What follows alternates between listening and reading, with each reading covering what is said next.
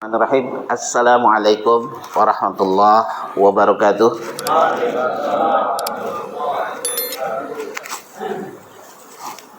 Alhamdulillah walhamdulillah summa alhamdulillah.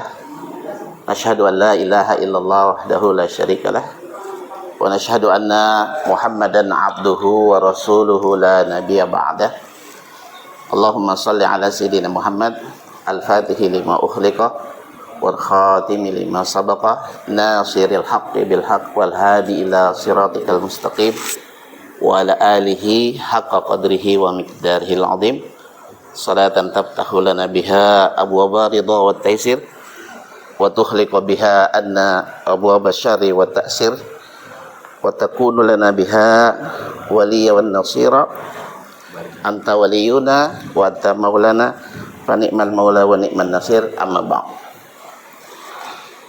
Yang saya hormati dan saya takzimi Ketua DKM Masjid Jami As-Salam beserta seluruh jajarannya.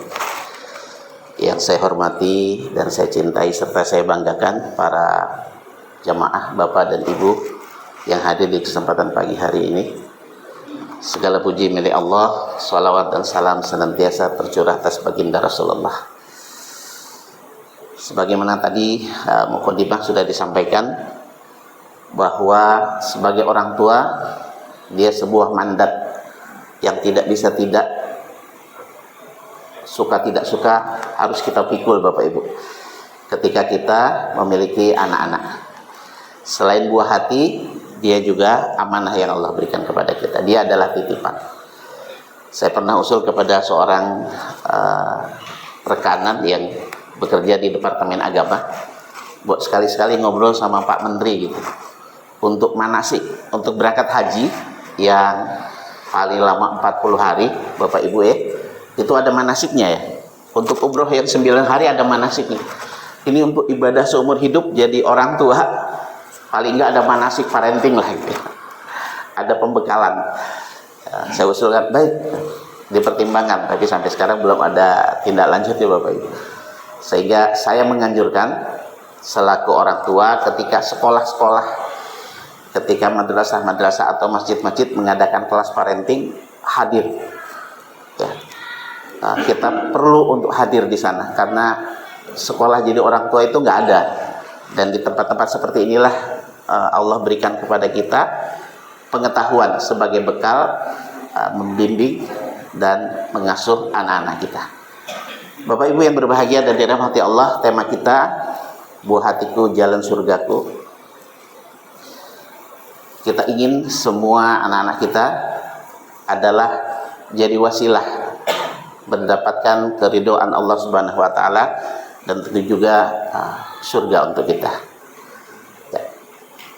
Namun ada kalanya dalam proses penggemblengan pola asuh, dalam parenting yang kita lakukan sama mereka, justru menjauhkan tujuan itu Bapak Ibu.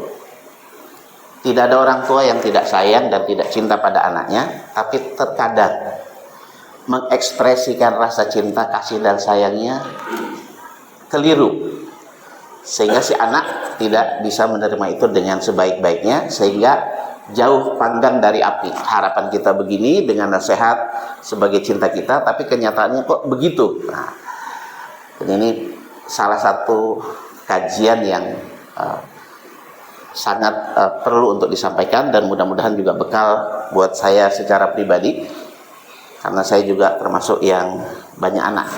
6 Pak, baru 6. Iya baru. Kalau istri sudah tidak bisa melahirkan gitu, tapi kalau saya masih punya peluang. Ya berbicara peluang aja Pak. Ini sesuatu yang rawan nih ya, apalagi mendekati kurban.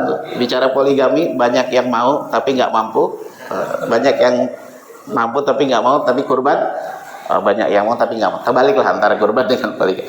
Baik Bapak Ibu, perkenalan singkat, saya Abdul Latif bin Umar Dullah, usia hari ini 57 tahun. Kita sudah ngobrol-ngobrol tadi dengan salah satu jamaah, tinggal di Papanggo. Saya tidak punya gelar Bapak Ibu. Gelar saya banyaknya sering gelar sejadah sama dengan Bapak, dan kadang gelar dagangan. Nah, nanti izin gelar dagangan di ujung akhir acara ya. Lebih banyak pendidikan non formal yang saya dapat, dan ini komunitas tempat saya berkecimpung, berdialog, berdiskusi tentang banyak hal, khususnya tentang parenting dan dinamika yang terjadi saat ini. Bapak Ibu yang berbahagia dan dirahmati Allah, boleh kita sharing sedikit ya, satu atau dua, boleh angkat tangan. Kira-kira kesan pertama yang muncul di pikiran kita Bapak Ibu kalau melihat pemandangan ini, atau lagi jalan gitu, ada TPU di kiri atau di kanan, apa yang terbayang muncul pertama di benak kita Bapak Ibu? Ya, masa depan, rumah masa depan. Pintu surga itu. Pintu surga. Betul. Karena nggak melalui ini nggak masuk kita ke sana ya. Al mautu babun. Ada lagi Bapak Ibu? Rumah berhabria. Ukurannya sederhana, 2x1.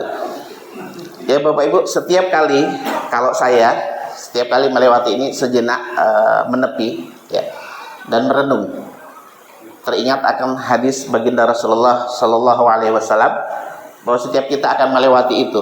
Al mautu nasihat ya, maut adalah, kematian adalah nasihat. Al mautu babun, maut itu, kematian adalah setiap pintu, dan pasti setiap kita akan melalui pintu itu. Maka ketika tiba saatnya, apa yang terjadi pada kita, maka selalu ini yang menjadi pikiran dan yang muncul di benak saya Bapak Ibu. Terputus semua amal, kata baginda Rasulullah, illa salasin, shadaqatun jariyah, al ilmu yang tafa'u bih, dan anak yang soleh yang mendoakan kedua orang tua. Tiga ini Pak, kita udah nggak bisa ngapa-ngapain, kita sudah tidak berdaya di sana. Hanya tiga ini yang akan terus mengalir, membersamai kita, menemani kita sampai nanti hari berbangkit tiba. Maka di kesempatan pagi yang berbahagia, di kesempatan di tempat yang mulia ini, kita fokus di poin yang ketiga Bapak Ibu ya. Bagaimana menghadirkan anak-anak soleh yang kelak mendoakan kita, kelak menjadi jalan surga untuk kita ya. Dua ini sedekah jariah sudah banyak dikupas ya, ilmu yang bermanfaat juga sudah banyak dikaji. Mudah-mudahan kajian pagi hari ini tentang anak yang solehah, anak yang soleh dan soleh menjadi pelajaran berharga, khususnya bagi saya pribadi dan juga bagi jamaah sekalian. Bapak Ibu sekalian, dalam sebuah kesempatan Allah perjalankan saya ke Singapura. Di sana kami ditempatkan di pemukiman Muslim. Jadi ada khusus kampung Bugis namanya. Makanannya khas Indonesia dan dijamin 100% halal. Ada khusus komplek gitu, karena tempat lain tuh luar biasa Pak. Pemandangannya, makanannya semua tidak terjaga. Tapi di kampung Bugis itu khusus buat Muslim yang ingin terjaga segala-galanya, udah pilih penginapan atau homestay di sana. Dan di sana ada namanya Masjid Jami Sultan. Nah di kesempatan Jumat pagi, khutbah kuliah subuhnya membahas doa ini Bapak Ibu. Doa ini udah kita hafal mati, dan anak-anak kita minta untuk menghafal betul gitu, karena bekal kita. Tapi yang menarik, yang membuat saya bergidik dan kurang tidur 3 hari Bapak Ibu setelah mendengar kajian ini adalah di kalimat kama rabbayani shaghira. Yang kita tahu kan, ya Allah ampuni dosaku dan dosa kedua orang tuaku, dan kasihanilah mereka sebagaimana mereka mengasihaniku di waktu kecil. Tapi ternyata rabbayani itu akar kata dari robbi, mutadabbir, mendidik. Kasihani mereka, perlakukan mereka di masa tua sebagaimana mereka mendidik saya waktu kecil. Nah itu Pak Bu. Jadi kalau didikan kita penuh bentakan, didikan kita menggembleng mereka penuh pukulan, maka bukan mustahil doa ini yang diajukan oleh mereka Bapak Ibu. Jadi saya, ya Allah Rabbi, niat kita baik, niat kita mulia, agar anak-anak kita menjadi anak-anak yang sesuai dengan tuntunan Allah. Tapi terkadang itu tadi, kita merasa paling benar, cara kita paling pas, kita gunakan cara-cara kita. Dan banyak anak-anak yang kecewa Bapak Ibu. Banyak anak-anak yang karena saya posisi anak, nggak bisa ngelawan, akhirnya memendam luka batin, luka pengasuhan, dan ini menghantui masa depan mereka. Ya. Nah, ini kata-kata Robayani ini yang kemudian membuat saya terperangah gitu. Ya. Karena cara mendidik kita berbeda-beda Bapak Ibu. Cara membesarkan mereka dengan pola asuhnya juga berbeda-beda. Ada yang mereka enjoy menikmati itu, ada yang terpaksa, dan ada yang menahan luka batin. Nah, kalau kemudian ini yang dimintakan kepada Allah, maka boleh jadi doanya terkabul. Di usia senja kita mengalami hal-hal serupa. Kita khawatir betul Bapak Ibu. Ya. Dan anak-anak kita juga khawatir bukan jadi jalan menuju keridhaan dan surga Allah, tapi sebaliknya. Nah, kalau bicara soal mendidik, membesarkan, boleh baginda Rasulullah sudah sosok teladan yang tidak ada duanya, uswah hasanah yang memang kita harus perlu ikuti. Namun kalau mau kepada skup yang lebih kecil, tokoh pendidikan nasional kita, Pak Ki Hajar Dewantoro, ternyata dalam mendidik anak-anak itu kata dasarnya adalah pengembangan hidup lahir menurut kodratnya sendiri-sendiri. Jadi among sistem, kita mensupport, mendukung, ya, memfasilitasi agar kodrat alam anak-anak kita yang Allah berikan, dia tumbuh sesuai dengan apa yang Allah anugerahkan. Kita tidak memaksakan kehendak kita tidak merusak kodrat itu, tapi kita mensupport supaya tumbuh kembangnya optimal dan maksimal sebagaimana ya yang Allah sudah anugerahkan pada setiap anak, termasuk pada setiap kita sebenarnya Bapak Ibu. Nah, tugas kita tentu perlu memahami itu, sehingga kita bisa menselaraskan, kita memberikan support dan dukungan yang penuh kepada apa kodrat alami yang Allah berikan pada anak-anak kita. Selaras betul dengan apa yang sudah Allah gariskan di surat Al-Isra ayat 84. A'udzubillahi minasyaitonirrajim. Kullu ya'malu ala syakilatih. Bahwa setiap orang itu berbuat sesuai keadaannya masing-masing, sesuai dengan kodratnya masing-masing. Syakilatih, ya, dan Allah tahu mana yang berjalan di atas kehendak tadi dan mana yang menyimpang. Nah, berbicara syakilah, Ibnu Abbas dalam tafsir Fi Zilalil Quran menafsirkan syakilah itu adalah potensi dan karakter. Jadi setiap kita sudah Allah kasih ketika lahir, ya, kan Allah menjadikan kita khalifah di muka bumi ya Bapak Ibu. Tentu jadi pemimpin tidak kosongan dikasih ya. Ada bekal yang Allah kasih agar dia menjadi perwakilan Allah di muka bumi. Nah, ini syakilah, potensi dan karakter, termasuk pada anak-anak kita Bapak Ibu. Dan berbicara tentang teori kepemimpinan, hampir semua teori kepemimpinan itu bicara the art of leadership itu adalah knowing the follower, memahami orang-orang yang kita pimpin. Jadi kalau mau sukses dalam sebagai pemimpin, kita perlu paham orang-orang yang kita pimpin. Ya, pemimpin itu betul punya visioner, ya, pandai berbicara, hebat dalam mengajak kebaikan, banyak kriteria. Tapi semuanya bermuara pada satu hal, agar kepemimpinannya berlangsung baik, dia paham orang-orang yang dipimpinnya. Nah, kita kan pemimpin juga nih Bapak Ibu, dari anak-anak kita, dari istri kita.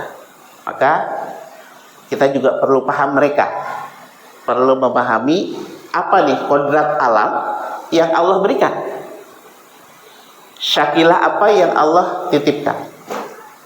Jadi kata kuncinya Bapak Ibu, ketika kita menginginkan anak-anak kita, buah hati kita jadi jalan surga, adalah memahami mereka. Ini kata kuncinya, ya.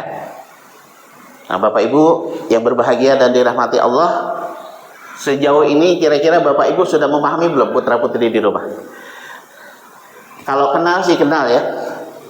Nama, di beberapa kelas saya tanya tanggal lahir, para bapak lupa. Cuma nama gitu sama panggilan. Tanggal lahir, aduh, coba saya tanya ibunya deh. Jadi untuk kenal aja kadang tidak seutuhnya. Lahir hari apa, tanggal berapa, jam berapa itu lupa. Proses kelahirannya bagaimana, lupa gitu. Ya, kalau saya alhamdulillah Allah beri ingatan Bapak Ibu. Proses satu-satu lahir jam berapa dan sebagainya, alhamdulillah saya ingat. Ya, sampai yang terakhir bungsu itu mau nabrak APB, ada kilatan petir menyilaukan sampai mau tabrak. Saya ingat betul itu ketika mengantar istri mau lahiran di bidan.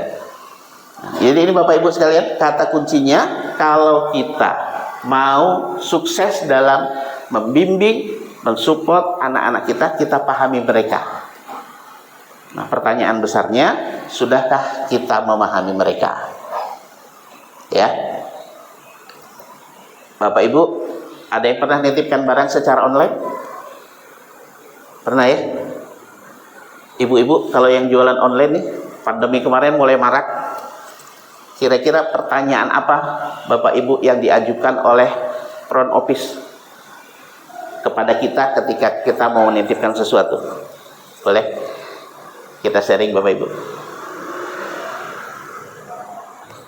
Ya? Pertanyaannya apa? Isinya apa? Iya, betul sekali. Kalau alamat biasa sudah kita tulis ya, tujuan dan sebagainya. Isinya apa, Pak? Ini kata kunci Bapak Ibu. Ketika kita menitipkan sesuatu, supaya dia dan bagian ekspedisi di belakang memperlakukan titipan kita dengan sebaik-baiknya. Bahkan sampai ditanya kan, mau pakai asuransi enggak?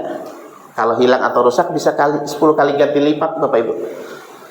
Sering kita ditanya itu. Kenapa? Supaya titipan kita utuh sampai di tempat yang dituju.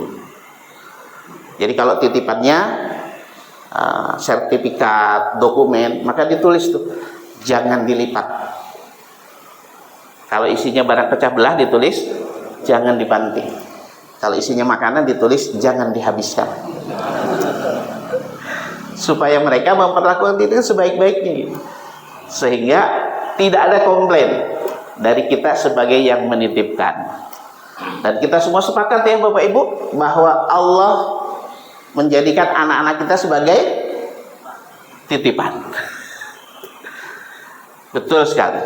Bukan hanya buah hati penenang jiwa, tapi dia juga amanah dan titipan. Sudah paham belum isinya apa? Sehingga kita bisa memperlakukan titipan itu dengan sebaik mungkin. Dan di akhir kehidupan nanti saat bertanggung jawab, Allah tidak komplain atas apa yang dia titipkan kepada kita. Masuk logika kita ya Bapak Ibu ya. Maka harus paham tentang, perlu untuk paham anak-anak kita. Ya.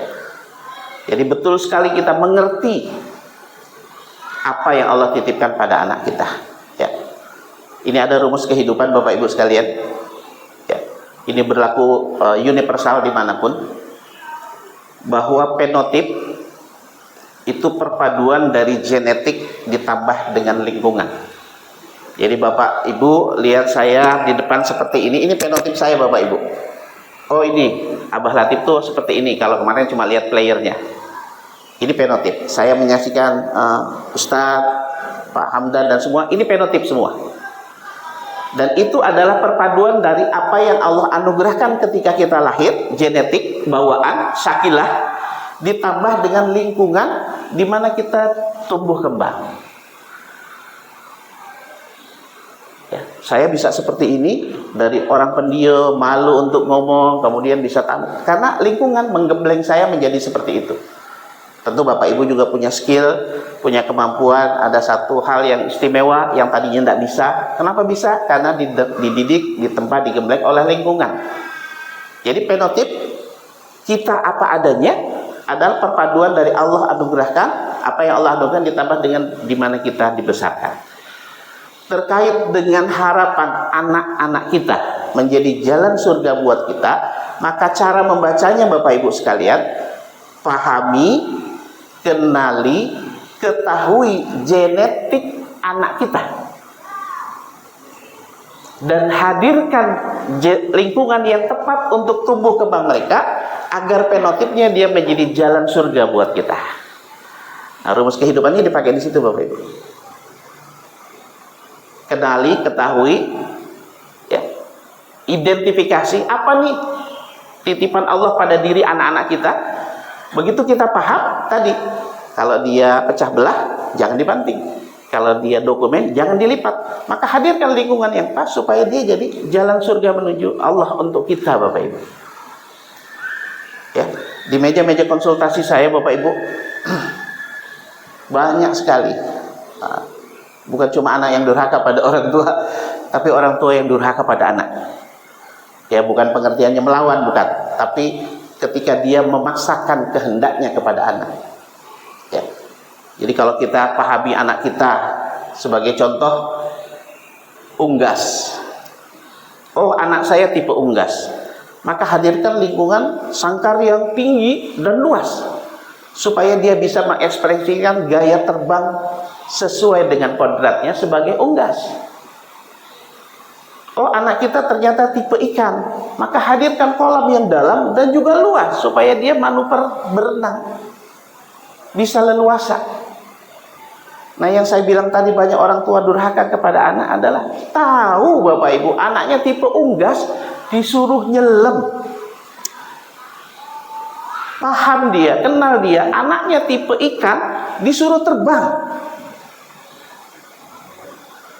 Ya, itu Bapak Ibu. Ketika kita memaksakan kehendak kita kepada anak-anak kita, padahal tadi Allah sudah titipkan masing-masing punya kodrat alami. Nah, sehingga sangat-sangat perlu kita memahami apa isi, apa titipan anak-anak kita Bapak Ibu. Ya, fenotip adalah genetik ditambah lingkungan. Presentasinya tadi genetik kecil sekali 20%, lingkungan besar. Karena di mana kita tinggal lingkungan pengaruhnya besar. Nah Bapak Ibu sekalian, bicara soal genetik, apa yang Allah titipkan itu ternyata para ilmuwan mengklasifikasikannya menjadi 4 bagian. Ya, ini Allah berikan pada kita setiap kita lahir Bapak Ibu, termasuk anak-anak kita. Yang pertama adalah gender intelligence, laki-laki dan perempuan. Ya, laki-laki dan perempuan itu berbeda. Ya, kalau ada yang bilang sama, semoga saya tidak hadir di komunitas yang salah gitu ya. Ini bahaya Bapak Ibu, karena di Riau kemarin sudah grup WA anak SD kelas 6 itu sudah grup LGBT. Anak SD kelas 6 punya kelompok sendiri grup WA isinya LGBT Bapak Ibu. Kok mereka makin marak gitu? Apakah mereka berkembang biak? Ya tidak gitu. Masa laki-laki punya anak, perempuan dan perempuan punya anak. Tapi pengaruhnya Bapak Ibu. Ya, makanya perlu sekali penanaman akidah sejak dini Bapak Ibu untuk anak-anak kita sehingga terhindar dari yang demikian ya. Ini genetik yang pertama, gender intelligence. Yang kedua, genetic personality. Ini bicara soal karakter dan potensi. Dan ini para neuroscience mengklasifikasinya kepada dominasi belahan otak manusia. Yang ketiga, hardware capacity, IQ. Yang keempat, golongan darah. Ya, 2 di atas adalah Allah beri atas maunya Allah. Dalam istilah dunia kedokteran, hereditary. Jadi mutlak Allah beri. 2 yang bawah, intelijensi dan golongan darah ini unhereditary, faktor keturunan orang tua. Jadi waktu lahir itu ada keturunan dan ada yang Allah kasih langsung. Nah, orang tua yang IQ-nya tinggi, cerdas gitu, maka wajar kalau anak-anaknya juga cerdas kan? Ya. Dan yang standar biasa-biasa, anaknya juga rata-rata biasa. Kecuali ada hal-hal istimewa. Orang tuanya standar biasa, IQ-nya, anaknya kemudian istimewa. Golongan darah, ini juga kita sempat SMA dulu belajar Bapak Ibu, ingat ya, hukum Mendel. Kalau yang lupa mungkin pas pelajaran ini kita lagi bolos tuh. Jadi kalau orang tuanya A, bapaknya A, ibunya B, kemungkinan nanti golongan darahnya ini nggak mungkin O. Nah, kalau O, anaknya siapa nih gitu. Untuk mengidentifikasi secara sederhana Bapak Ibu. Jadi 2 faktor ini Allah berikan, 1 dan 2. Yang ketiga dan keempat ada faktor kita orang tua, faktor keturunan.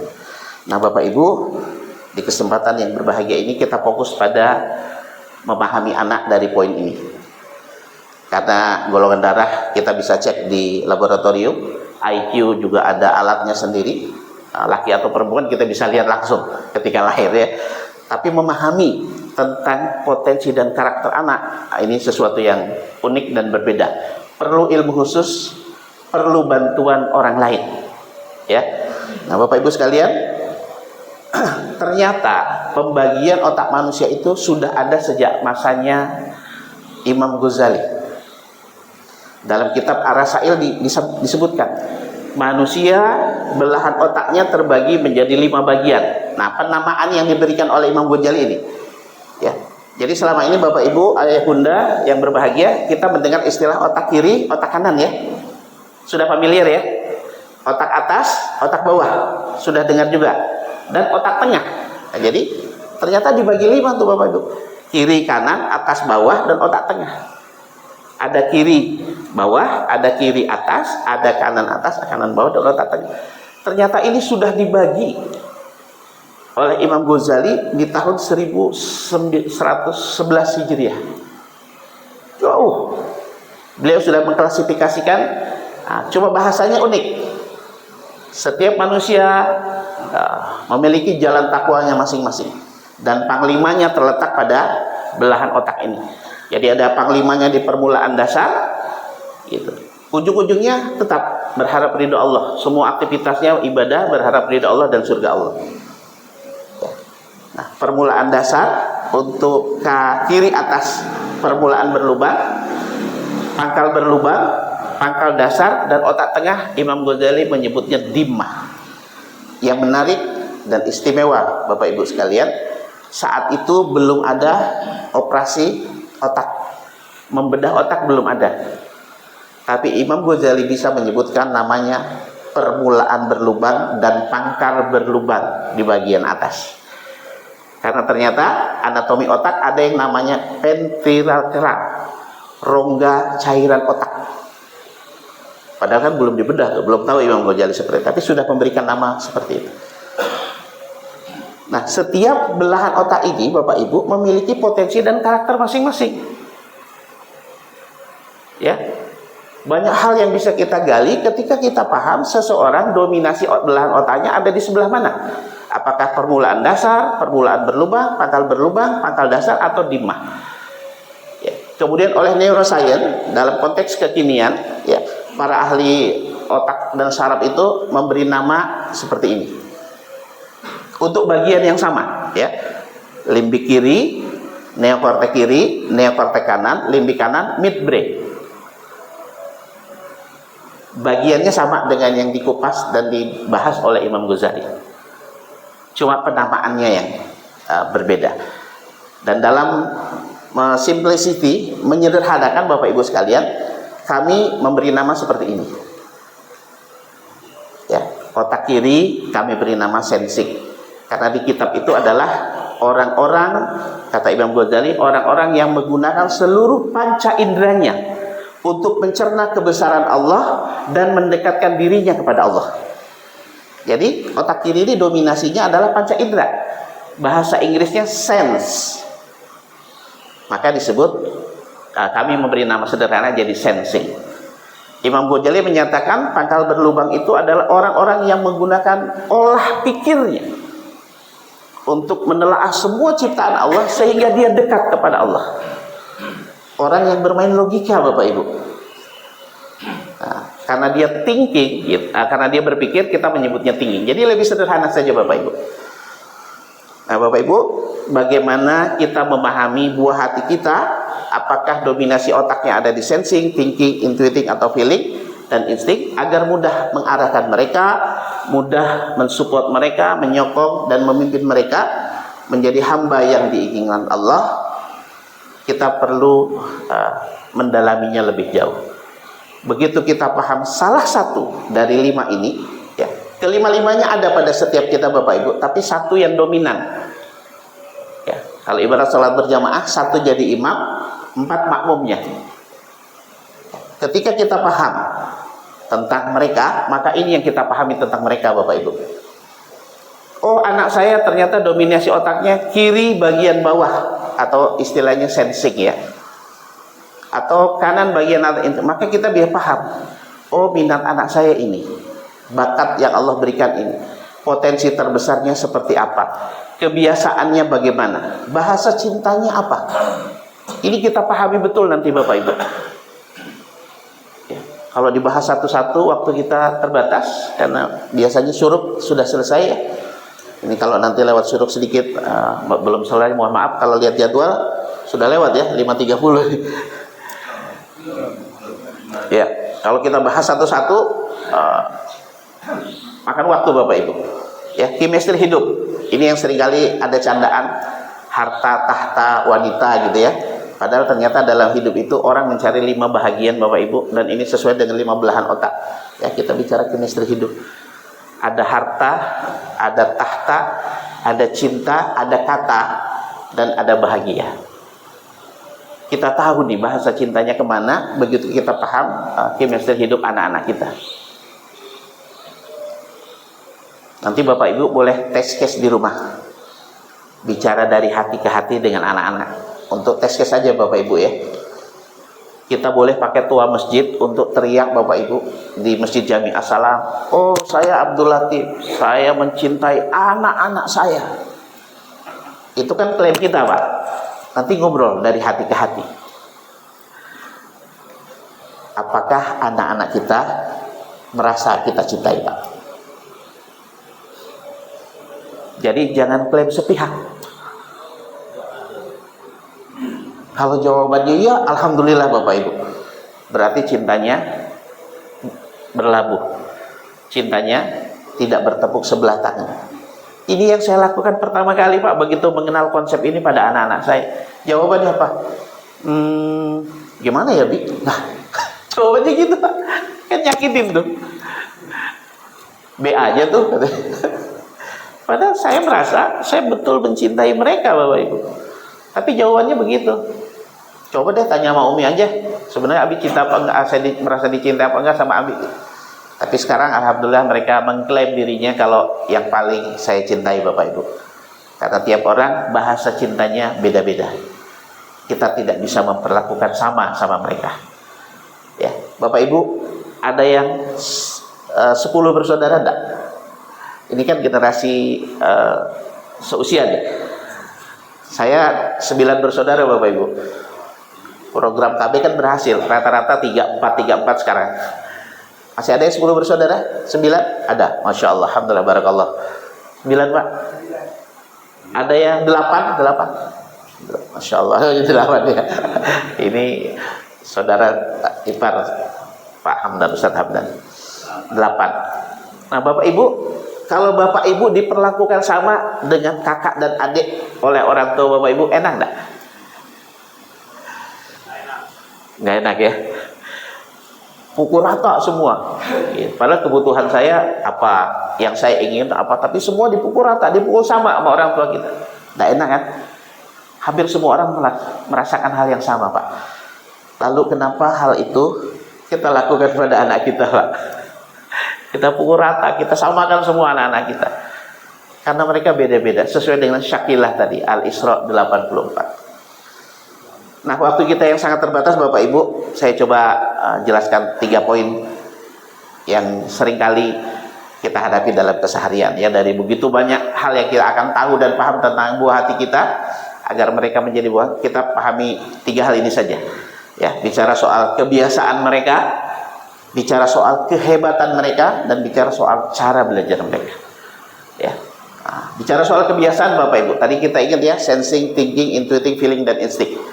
Kebiasaannya main Bapak Ibu. Apa saja? Aktivitas fisik. Ya, pasca Covid memang kemudian aktivitasnya berubah kepada dawai, kepada gadget. Kalau dulu kan enggak, main apa saja. Jangan harap Bapak Ibu punya anak sensing bisa disuruh tidur siang. Dipaksa Bu, Ibu bengkek, Ibu peluk, Ibu ngiler duluan, dia keluar lewat jendela Bu. Jadi kebiasaannya. Ada yang begitu di rumah? Banyak ya. Kebiasaan orang thinking serius, nggak bisa diajak bercanda. Apaan sih? Bercanda melulu. Serius dong, bawaannya serius terus Pak. Karena bicara soal logika, bicara hal-hal yang dia pikirkan. Intuiting usilnya nggak karuan. Kakak, adik, tetangga kadang jadi korban. Anak saya lengkap Pak, guru agamanya lewat Radiko. Assalamualaikum Pak Usman, guru agamanya. Berhenti Pak, dikira Waalaikumsalam Radik, ada apa? Wah Bapak luar biasa, sudah sesepuh ini kupingnya masih Pak. Cuma ngetes kuping Pak. Coba, malu kan saya. Kalau saya nggak paham, udah saya jewer, karena memalukan orang tua gitu. Tapi karena paham itu kebiasaannya gitu. Ya saya datang minta maaf, Pak, mohon saya jelaskan. Oh, enggak apa-apa Pak Latif. Ya. Santai. Jadi jangan naik darah Bapak Ibu, terutama ibu-ibu ya, kalau punya anak pilik. Nak, cuci piring. Iya, kata dia. Tapi nggak dikerjain, Bu. 5 menit 1 oktav naik. Nah, cuci piring gitu ya. Mulai urat keluar nih. Iya, tapi belum dikerjain. Insya Allah dikerjakan, Bu. Coba entar. Karena kebiasaannya santai. Begitu udah kita tahu, yaudah nanti dikerjain. Udah, jangan stres, Bu. Kalau diikutin, waduh luar biasa. Akan rudal, makan ke dalam. Kita sibuk sendiri. Ya. Insting sukanya nimbrung, ini otak tengah nih, maunya ikut campur aja di sebuah kesibukan, dia ingin dirinya terlibat. Ini kebiasaan Bapak Ibu. Ini kalau ibu-ibu yang insting biasanya kalau ada arisan RT datang-datang ke dapur tuh, Bu RT, saya bantu nata kue ya. Insting tuh, ya. Ini kebiasaan. Kehebatan mereka apa? Sensing otot. Seringkali jadi perwakilan sekolah untuk lomba-lomba. Biasanya hebat dalam hal apapun. Ya, Nusaibah tuh Om. Sekarang dia paling duluan bisa belajar mobil. Dari mulai sepeda, sepatu roda, apapun yang sifatnya fisik dia lebih dulu dibanding kakak-kakaknya yang lain. Ya. Thinking hebat dalam bermain logika. Ya. Dulu ketika belum kenal konsep ini, Bapak Ibu, saya agak kewalahan nih menghadapi anak saya yang tinggi, Insan. Abi katanya sedekah itu menambah rezeki. Betul nak, itu hadis. Coba pinjam dompet Abi. Ada 30.000 Pak. Ambil 10.000, masukin kotak nih ya ceritanya ya. Iya. Nambah atau kurang? Kurang. Nambahnya di mana? Karena pakainya logika. Dan ada dalam Islam hal-hal yang diyakini dengan iman.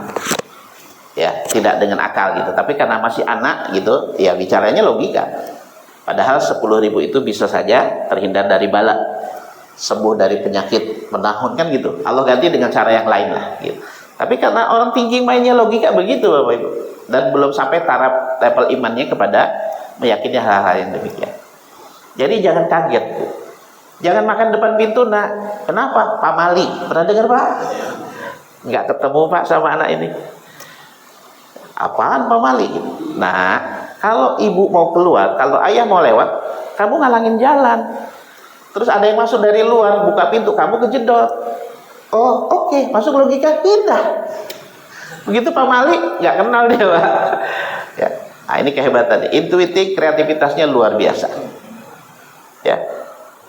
Kreativitasnya sangat luar biasa. Saking kreatifnya, jangan heran Bapak Ibu kalau ada setrika, kipas angin atau mesin pompa air rusak sama dia. Ya. Bisa bongkar, nggak bisa pasang gitu. Kreatifnya luar biasa. Feeling, komunikasi, hebat dalam berbicara. Ya. Seringkali anak-anak ini kita menjuluki, ini anak siapa sih? Usianya kata-katanya lebih tua dari usianya. Pernah dengar ya Pak? Nah, ini salah satu kehebatan. Ya. Kemudian insting, kehebatannya serba bisa. Ya, mengandalkan otot oke, bermain logika nggak ada masalah, kreativitasnya juga siap diadu, komunikasinya juga bisa diasah. Ya. Kemudian yang ketiga, cara belajar Bapak Ibu, sensing, menghafal. Tidak semua anak bisa menghafal, sepakat. Disuruh di meja belajar pegang buku ngapalin, ada yang nggak sanggup Pak. Hanya tipe ini yang dia sanggup menghafal. Yang lain menalar. Ya. Tipe lain intuitif, mempola. Ini yang menarik Bapak Ibu. Itu kenapa kalau ada Bapak dan Ibu guru sebagai profesi mengajar, mohon maaf Bapak Ibu, dan ini memang hampir semua sudah sepakat ya. Sistem pendidikan di Indonesia menganak-emaskan belahan otak kiri, sensing dan thinking, dan menganaktirikan otak kanan, intuiting dan feeling. Selalu yang dikejar angka, prestasi, akademik. hebat hafalannya, mampu mengerjakan tugas secara nalar dan sebagainya. Pada intuiting tidak bisa Bapak Ibu. Dia punya pola sendiri untuk konsentrasi. Setiap kita orang tua dan setiap kita guru, ketika kita menyampaikan sesuatu untuk disimak, kita ingin anak kita duduk manis, betul ya? Mendengarkan kita dengan seksama. Intuitif tidak bisa Bapak Ibu. Dia punya pola sendiri. Bapak Ibu guru lagi nerangin, dia mainan penggaris Pak. Ada yang begitu? Itu cara dia konsentrasi Bapak Ibu. Sebagai bukti, Bapak Ibu lagi menerangkan apa, tanya, dia bisa jawab. Bapak Ibu menjelaskan, dia buat sketsa kupu-kupu, gambar sepatu. Ya.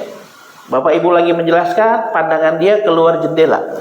Itu cara dia, pola dia. Cuma dia yang tahu bagaimana cara berkonsentrasi. Kita kan enggak, begitu omongan enggak didengar, ngelewas, bikin timpuk. Ini yang buat anak kemudian begitu paham, oh biarin aja, gitu. Dia begini biarin, sepanjang tidak mengganggu sekitarnya atau siswa lain, biarkan saja. Ya, sebagai bukti itu Bapak Ibu, tanya apa yang sedang Bapak Ibu jelaskan, dia bisa jawab dengan seksama, insya Allah. Karena itu cara pola dia. Ya, feeling itu mendengarkan. Lebih banyak diskusi, kalau di pondok pesantren talaki dan sebagainya. Ya, tidak semua orang sanggup belajar dengan hanya mendengarkan. Beda-beda Bapak Ibu. Ya. Dan insting merangkum. Mengambil kesimpulan dari apa yang dijelaskan, orang ini hebat luar biasa. Saya pernah nasihati anak saya bungsu di insting. Nah, jangan nakal dong, nah. Semakin kamu nakal, beban Abi makin banyak. Iya, Bi. Nggak lama dia bilang, aha, aku tahu kenapa nenek ubannya banyak. Ambil kesimpulan Pak. Dulu Abi bandel juga ya. Ya, ini Bapak Ibu sedikit contoh-contoh bagaimana kita perlu memahami mereka, ya, agar kita bisa menghadirkan mereka betul-betul sebagai jalan surga untuk kita kelak di hadapan Allah Subhanahu Wa Taala. Ya, sebagai penutup Bapak Ibu, di awal tadi saya sampaikan, saya tidak punya gelar. Saya cuma gelar sejadah seperti Bapak Ibu umumnya dan juga gelar dagangan ya. Saya siap membantu Bapak Ibu memberi asesmen. Ya, memberi asesmen. Oh, tipe anak saya ini sensing, thinking, intuiting dan sebagainya. Bagaimana ke depan mentreatmentnya Bapak Ibu? Ya, insya Allah. Dan tidak harus dengan saya atau kemanapun Bapak Ibu melihat ada informasi untuk bisa memahami anak kita seutuhnya, silahkan datangi. Ya. Ini spesial gift Bapak Ibu di kesempatan berbahagia. Bapak Ibu bisa asesmen dengan harga normal 750, tapi hari ini cukup dengan 600.000 saja. Cukup sekali seumur hidup, manfaatnya seumur hidup. Ini pun sudah termasuk infak ke kas Masjid As-Salam 15%. Ya, nanti bisa menghubungi Pak Hamdan untuk tindak lanjutnya Bapak Ibu sekalian. Ya. Jadi mari kita pahami mereka sesuai dengan genetik agar menjadi jalan surga bagi kita. Jazakumullah khairan katsiran atas segala perhatian, mohon maaf atas segala kekhilafan dan kekurangan. Hadanallahu wa iyyakum ajma'in. Assalamualaikum warahmatullahi wabarakatuh.